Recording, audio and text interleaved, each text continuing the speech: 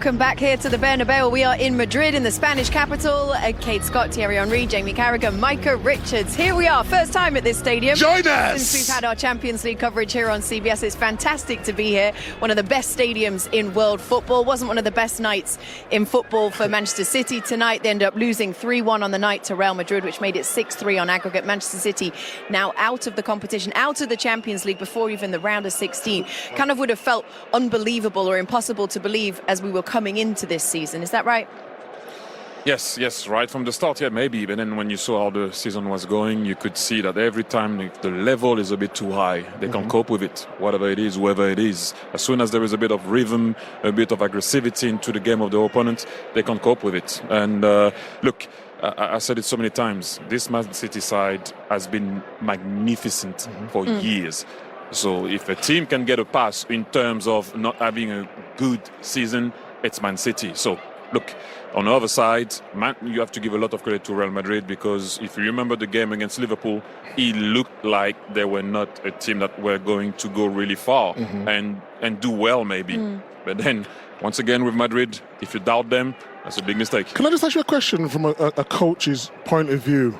Obviously, you can struggle with confidence, you can struggle with energy. We talked about the midfield, we've talked about the defence. But what is it tactically this team are not doing? Why is it being such a big drop-off from a coach's point of view? Look, I mentioned it so many times, you know, the boss, Pep, is also dealing with stuff outside of the field that also not easy to deal with when you have to deal with what he's doing, you know, divorce and whatnot.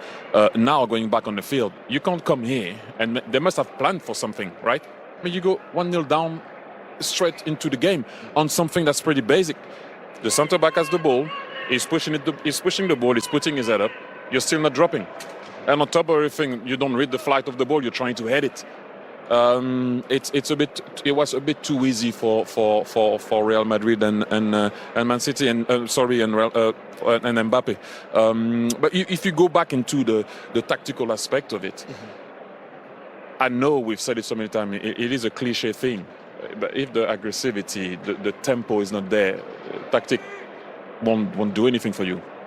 Yeah, it looks at the moment they just sort of run out of ideas. It's almost like Pep's tried everything, hasn't he? Really, you know, you think of John Stones playing in midfield before that. We've seen lots of different things. Nico Gonzalez and Marmoush playing today. Haaland on the bench. It just, you know, everything Pep Guardiola has tried in his career at every different club has almost worked. He's the first guy who comes with Lionel Messi as a false nine. He's the guy who puts his full-backs into midfield. He's always trying something different ahead of the game, and he just hasn't got the answers right now. And that sometimes tells you, you know, sometimes we get fixated maybe with how great managers are. And no matter how great a manager, you need good players. And if you've got a team of players who can't run and can't cope physically with the opposition, it doesn't matter what your tactics are or, you know, how you're going to go about it or what your plan is. He's tried everything, hasn't he? It just won't work. Yeah, I felt a little bit sorry for Kusanov today. Yeah. Obviously, he's had a difficult start to his Man City career. Obviously, he's a centre-half. He was at right-back tonight up against Vinicius, and then Mbappe, then Rodrigo comes, and then Bellingham comes over that side. And it's very difficult to come into this game. You know, I look back to Kyle Walker and mentioned it off the air, you know, obviously it wasn't with his experience, allowing him to go to Milan at this part of the season. Maybe you're looking at that and you've got a 20-year-old playing at right back in one of the biggest games of Man City season. So, I mean, you try to chop it up every single week. You know, we've looked at every single aspect of what Man City are doing. But they just look like they've run out of legs. Looks like they've run out of steam. It looks like they're without devoid wanting to of be ideas and confidence. You know, confidence is a massive thing in football, Kate. Massive thing. You're looking at the players out there. When they went 1 goal down, normally Man City, you're thinking they can get back into the game. They'll find a way to get through the line, to score a goal. But today I was looking at them, it's almost like they was playing within themselves or the game's gone. So if that's the case, does the season get worse from here then? Because you've just taken a 3-1 drubbing. You're not going to play Real Madrid every week. You know, they're still in the FA Cup. They're looking to get into Champions League. Hopefully that the 5th position will get you the Champions League this season. You can rest also now. You can rest and have more time on the field because you're not in the Champions League anymore. I guess I just meant in terms of confidence. Ooh, Ooh, what we got coming up on the weekend? Oh, it's a big one. Liverpool didn't win tonight, so it's a big game for both teams, because Man City will have it back at their minds that they need to qualify for this competition next season. So it's not a case of the season's over and we'll think about next season. Man City have got a lot riding on it, and Liverpool at this moment is still the best team in the league. They're on the top of the table, so it'll be a great game. Me and Big Meeks are there, aren't we? Yes, we'll be working. Oh, you're doing it. Yes, okay. Together again. Double dipping. No comment. Okay. In terms of... I'm going to ask you one thing then. Yeah, of course. You're asking Thierry tactically. Do Yeah. you think they'll make the Champions League positions? Whoa. Yeah, I think they will. I think with the amount of rest that they've got, I think when I watched them against Newcastle, obviously it's not the same level as... We're talking about one of the greatest teams, with the front four that Real Madrid have. I think they will make the Champions League. I think it'll be difficult, but I think they still have enough to make the Champions League, yeah. Do you, Jamie? I think just. Yeah. Just.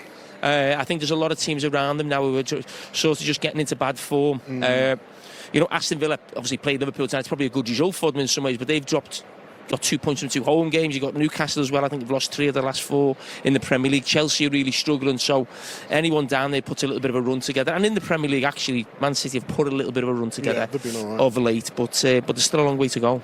So how hard is Manchester City? They are out of the competition, but we're going to be joined by someone who's very much in it. And Hey, here he Jude. is. Hey, Jude. Good to see you, mate. I'm good. How you doing, bro? You alright? How are you? Well done, You man. good? Yeah, good man. You? Hey, Jude. Lovely to see you. How are you? All good? Yeah, we're all Staying good. there, How man. are you? Talk us through that. That was pretty impressive. Yeah, it was a good performance from us. Good evening. It was really enjoyable to play, and I think the most important thing was the defensive side. I think when we know we box that off, we can attack with a lot more freedom, and that was the key tonight, I think. And I think in the other game as well. Was Rudiger coming back key to that? Yeah, very important. Obviously, they've had some injuries, and then we're kind of on the back end of that, getting a few lads back. And it's really important, not so much for the pitch, but also the leadership within the changing room. Having that loud presence before the game is really important, especially for us young players. So, when we're at full strength, we're a good team. I was going to say, you talked actually after you scored the winner last week.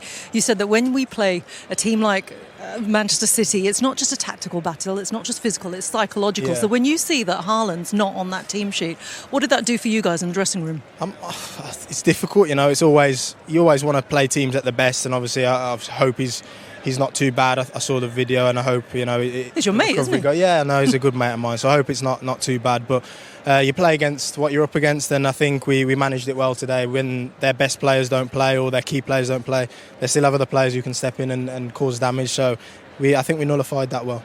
Jude, I think all of your players to a man were fantastic today. The way you performed with the ball and out of possession as well. But just give us a little bit of inclination of what it's like to play behind a player like Kylian Mbappe in the form that he's now in. I think it's brilliant. I think you go into games knowing he's going to affect games. You can give him the ball, and I think our job behind, is to try and put the front three, and obviously myself getting in there, is in the best positions possible. And when Kylian gets the ball in areas that he likes to get the ball, he's going to be dangerous. Right foot, left foot. You saw the different kinds of goals today. It's incredible, really, what he's done in his career. And I know he had a slow start, and he's kind of getting used to life here, but now he's just flying, and it's a pleasure to watch. And we've seen you earlier in the competition, and sometimes at moments stuttering. I mean, here's a couple of the goals he scored, but sometimes stuttering in the league format earlier in the competition. But why is it that you guys seem to just be able to click into gear at the business end of the season? I think like you have done now? I think those results are a big part of how we play tonight, because they're humbling. Sometimes you need talent won't be enough when we go to away to teams, and it's not going to be enough just to show up and take 3 points. That's the fact. You've played in talented teams, you know how it is.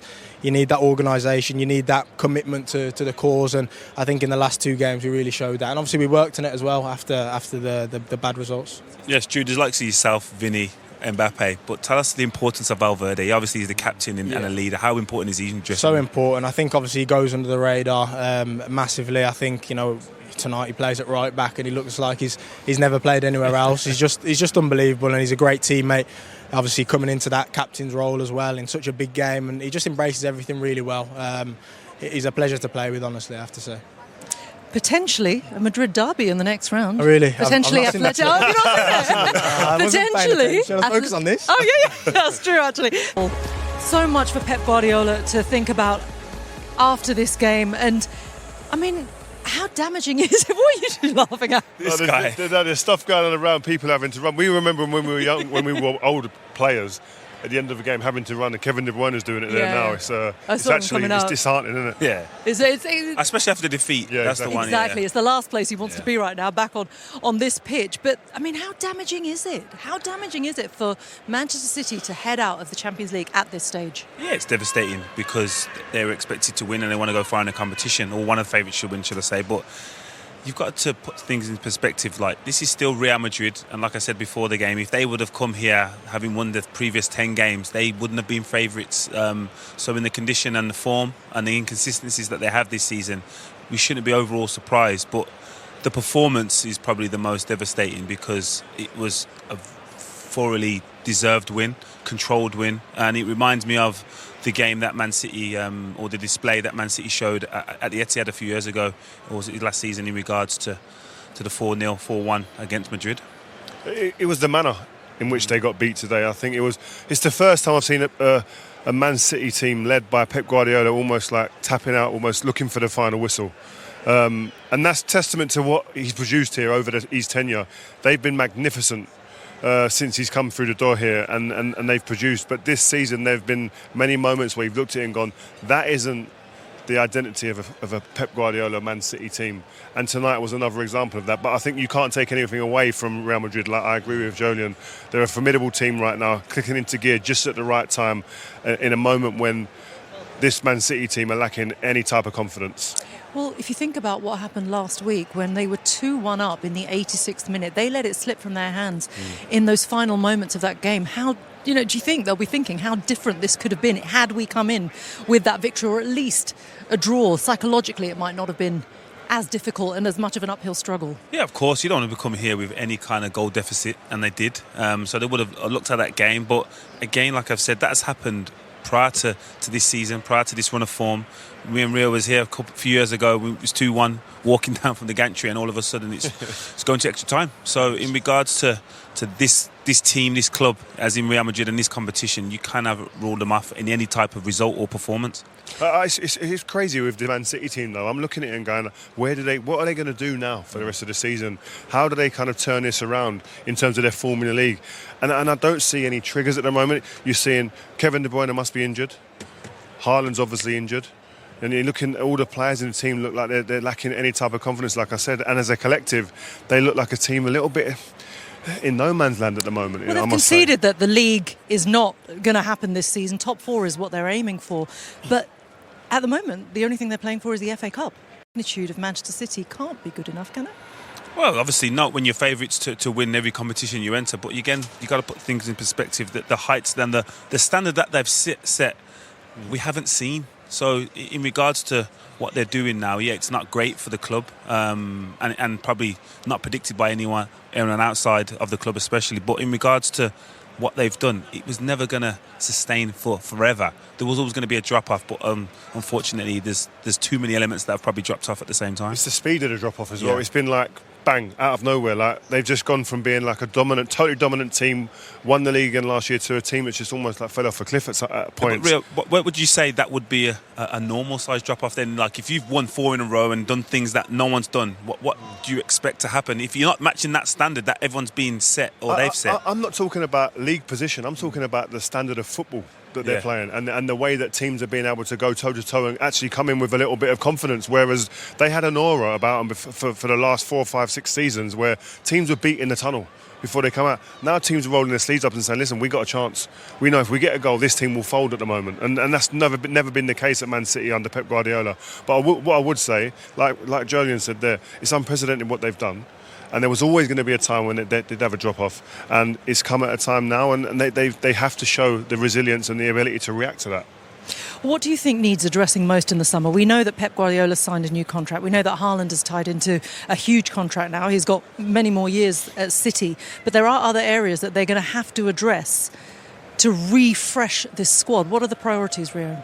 Well, we can look at what they want, but I'd look back at what they've actually taken out of this team, and I think they've taken a lot of goals and a lot of pace and power out of this team, and that was a stark contrast between the teams today as well. Not just quality, but actually pace and power, the ability to run off players in transition. And I think losing over the years. Sterling's gone, Sane's gone, Mahrez has gone, Rodri's out of the team now. It's a massive difference. Alvarez has gone. These are players that in transition, in terms of mobility for this team, would put teams absolutely on the back. Kyle Walker. Kyle Walker's another one to add to that. There's those players put teams on the back foot. And before anything, Kylian Mbappe, Rodrigo, Vinicius Junior put teams on the back foot. Forget quality, but they put teams on the back foot and they run behind. That's kind of come out of this team now, and they're having to find other ways to score goals and to hurt teams. And at the moment, along with other things that are contributing to that, it's not happening. Yeah, obviously they're going through a transition period and they need to recruit a new type of player. But the fact that these group of players have most majority of them played in the Euros and have consistently played for 12, 13 months, all of a sudden, rest might be the factor. We've seen the impact that not having a rest had on Rodri, so hopefully come to the end of the season, he's back and everyone's feeling a bit more confident. You go into the new season, regardless of the previous season, you go into a new season feeling a bit more confident. But there's a lot of mileage on these players as well, and there's a lot of stress being put on them. When you're winning constantly like this, the demands is stressful on your body physically, but also mentally to keep getting yourself to this level year in, year out. So, as I said, I'm not surprised that there's been a drop-off with this team because of the terrain that they've been on. Isn't an easy one. Even though you're winning, it's very difficult. Yeah, it's been really difficult, hasn't it, for... Well, Manchester City already rocked by the news that their number 9, Haaland, would start on the bench, but Real Madrid's number 9 has started on fire, guys. 4 minutes in, it was a great pass, great goal, but Kylian Mbappe scored, and you're pointing out John Stones. His positioning probably could have been better for this one. Yeah, I think there should have been a little bit better communication between the two. As soon as a striker couldn't see me, that was when I would adjust my position, and especially against someone with the pace of Kylian Mbappe. I think if he takes up that, as soon as that ball goes over the top, Kylian Mbappe turns around and sees John Stones, maybe doesn't run, but again, you got to take nothing away from the finish. And we agrees here, there's obviously a lack of communication because I think they can be slightly closer together.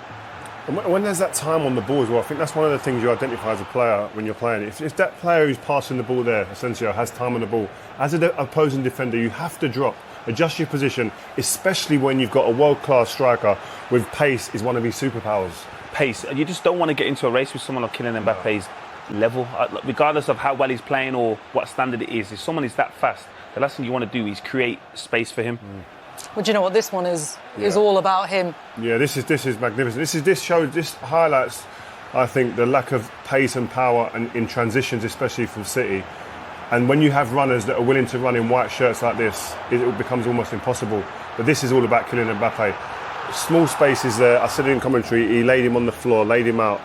He might as well have got him a pillow there. It was phenomenal from Mbappe. And that's what he's about, isn't it, Jadian? Yeah, he's been exceptional. And again, here we're highlighting the City back four. Again, slight lack of communication. But for me, Gonzalez, as soon as he sees Rodrigo in his eye line, track him, get him all the way. He may not be able to stop him, but at least he may be closer to force a mistake. But like Rio said, as soon as Kylian Mbappe got into that position, the level of composure and calmness he shows, I think this is the first time I've looked at him and thought, you actually remind me of Thierry Henry. The way he's playing with so much elegance and smoothness, it's enjoyable to watch.